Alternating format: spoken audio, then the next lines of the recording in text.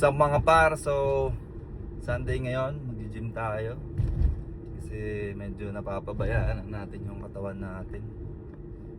Medyo matagal-tagal na din nung nakita ko yung 6-pack scoop guys, 4 years ago.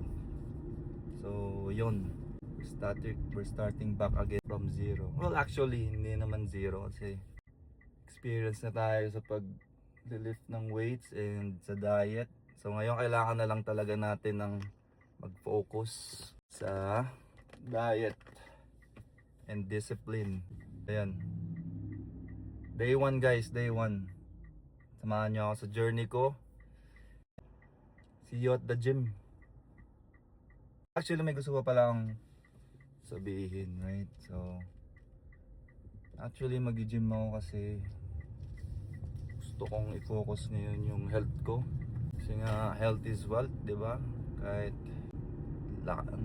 ang laki ng kinikita mo, tapos hindi naman maayos yung health mo, so wala din.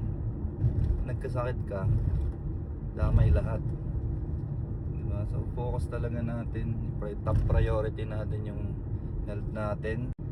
Kasi dami pang umaasa sa atin. Umaasa pa rin yung sarili ko, di ba? Sa akin para makita natin yung best version sa sarili natin.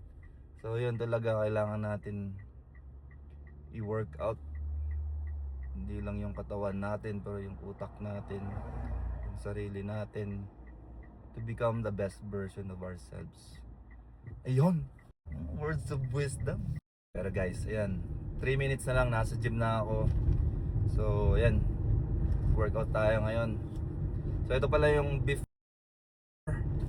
and ito yung after. Pero gagawin natin ano yan, before tapos may after na naman. Alam mo yun, mas malaki na tayo doon. Mas maganda yung katawan natin.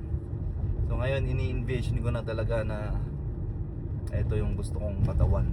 Ito yung gusto kong maging 3 months from now. Right na hindi lang sa alam mo yun, sa labas na anyo, pero sa pag-uutak gusto ko din i-improve yung sarili ko. Ayun guys, so dito na tayo. Peace.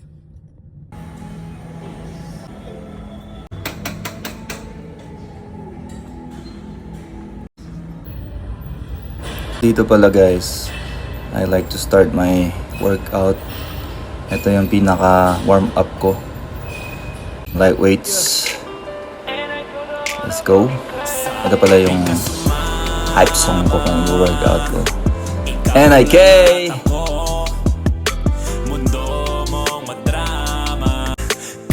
Saka-share ko lang guys, day trader din pala ako. So ito yung trade ko last week. Hindi ko lang siya nasara.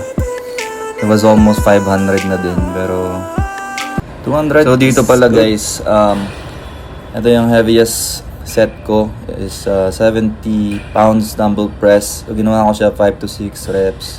Pero naisip ko kalagitnaan na kayang-kaya ko yung weight. So in-increase ko siya next set ng 5 pounds. So ayan na nga, 75 pounds. Kayang-kaya natin guys. Medyo nanginig ako dyan kanina, pero kayang-kaya.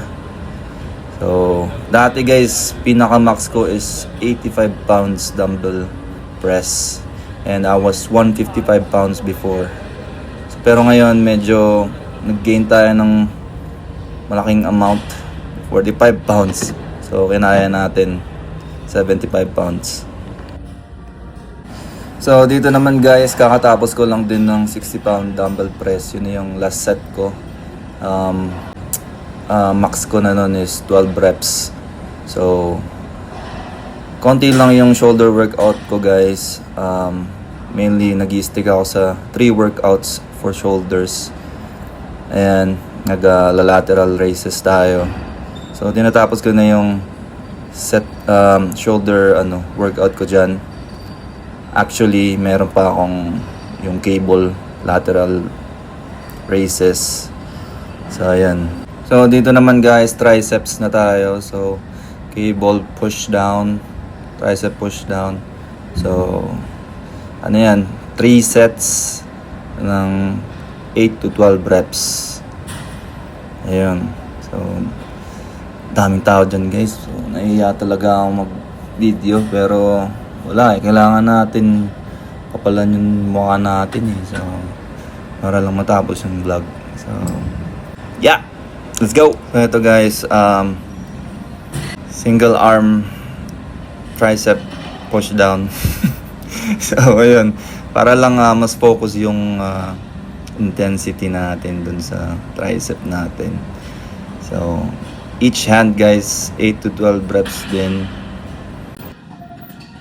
Ito naman guys, reverse hand tricep push down. So, 3 sets, 8 to 12 reps. Hey guys, so ayun, sa wakas tapos na yung day 1 natin. Workout complete. Ayun, basang-basa tayo guys. Hindi dahil sobrang intense ng workout ko, pero lakas ng ulan, grabe guys. Ayun, no? So yun guys, I'm happy na natapos ko na tong workout na to, yung vlog na to. Kasi tagal ko na iniisip na gawin to eh. Kaso nga guys, nahihiya ako. Pero sabi ko sa sarili ko, ba't ka mahihiya? Ginawa mo yung sarili mo, mukha kang siopaw. Mukha kang siopaw ngayon. Pero guys, okay lang yan. It's day 1. Sabi nga nila, you have to start from somewhere, right? And that somewhere is now. So sana supportahan nyo ako guys sa journey ko. It's not gonna be easy, but I'm pretty sure it's gonna be worth it in the end. Kasi alam kong kaya ko to. Ginawa ko na to dati. And kaya ko tong gawin ulit. Basta, yun, tiwala lang sa sarili. Trust the process. And just, yeah, enjoy the journey guys. It's not a race, it's a journey. Sabi nga nila, di ba? So yun guys, I hope I inspire you.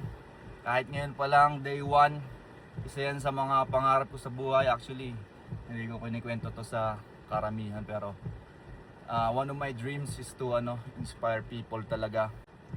Yun yung isa sa pinaka goal ko. Alam mo yun, yung papunta sa stadium ng napakadaming tao, then ini-inspire ko sila. Yan, man. Siguro ang sarap sa feeling nun, pero day 1 pa lang tayo ngayon guys. Pag mag-quit ako ngayon, wala, hindi mangyayari yun. That's gonna be one of my greatest regrets siguro sa buhay ko pag di ko ginawa yun. Pag di ko nagawa yun, so yeah, man. Pag naisip mo yung pangarap mo, minsan nakakapatigil ka talaga. Pero ayan, thank you guys. Day 2 or day 3 kasi ako nagpapahinga ako in between ng workout ko. So pahinga ako ng isang araw tapos workout na naman. And that's really helpful for recovery. Ayun guys. And yung next na lang is gagawin ko yung diet ko, yung mga kinakain ko. And isa pa pala, I workout fasted para ma-boost yung fat burning mechanism ng katawan natin. So yun guys, tama na, peace!